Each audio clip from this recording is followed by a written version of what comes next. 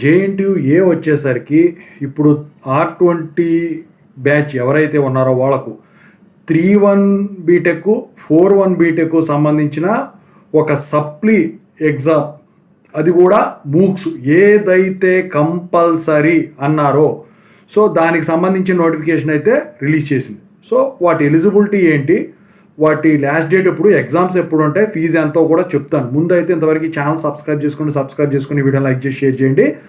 Telegram గ్రూప్లో join అవ్వండి, Telugu new education. మీకు ఏమైనా డౌట్స్లో కాల్ మీ 4 ద్వారా కాల్ చేయొచ్చు. సాఫ్ట్వేర్ కోర్స్ వర్క్ సబ్స్క్రైబ్ చేసుకోండి.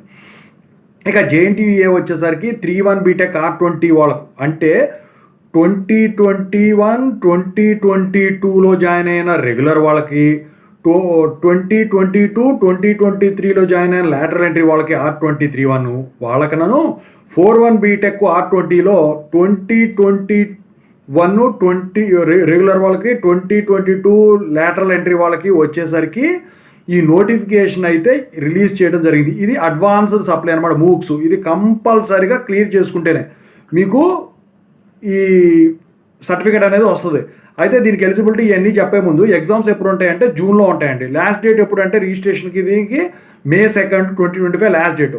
అప్లికేషన్ ఒక్కొక్క మూక్ కోర్స్కి ₹300, ₹10 మెమోకి, ₹5 ఏమో వేరే దానికి ఉంటుంది. అయితే ఇప్పుడు వచ్చేసరికి మీరు ఎలిజిబిలిటీ ఏంట్రా అంటే కంపల్సరిగా అన్ని సబ్జెక్టులు క్లియర్ చేసుకొని ఉండాలి.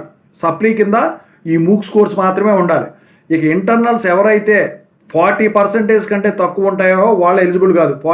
మినిమం 40% ఉంటే వాళ్ళు ఎలిజిబుల్ అనమాట. ఇది కంపల్సరీ కంప్లీట్ చేసుకుంటేనే మీకు ఈ PCCMM అనేదికి మీరు ఎలిజిబుల్ అవుతారు. జేఎన్టీయూ అయితే చెప్పడం అయితే జరిగిందండి. ఓవరాల్గా అయితే JNTU MOOCs supply notification R20 వాళ్ళకు 3-1 బీటెక్ 4-1 బీటెక్ వాళ్ళు రిలీజ్ చేశారు.